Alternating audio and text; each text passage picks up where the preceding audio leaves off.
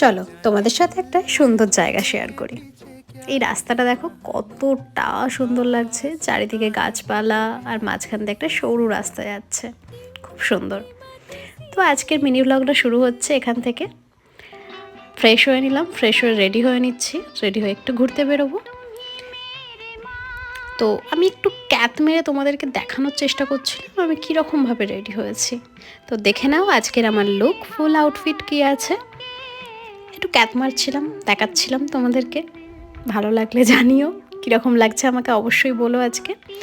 তারপর আমরা বেরিয়ে পড়েছিলাম, বেরিয়ে আমরা যাচ্ছিলাম হাইওয়ে মির্চির উদ্দেশ্যে। হাইওয়ে মির্চিটা আশা করছি তোমরা অনেকেই জানো। তো এখানে দেখছো বসে আছে আমার পার্টনার, বললাম একটু হাই করতে, হাই করে দিচ্ছে ওই জন্য। দেন একটু দুজনে মিলে বসে বসে অনেকক্ষণ ধরে আড্ডা হচ্ছিল। এই জায়গাটা কতটা সুন্দর দেখো, কতটা সুন্দর। তো এই আর কি, দুজনে বসে একটু আড্ডা, একটু গল্প আর 2 কাপ কফি এই চলছে।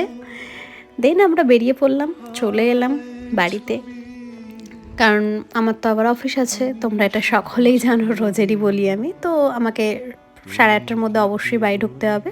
তো চলে এসে আজকে ডিনারটা করে নিচ্ছি। আজকে ডিনারে ছিল মটরশুঁটির কচুরি, ঘুগনি আর মিষ্টি। মটরশুঁটির কচুরি হচ্ছে আমার সবথেকে ফেভারিট খাবার।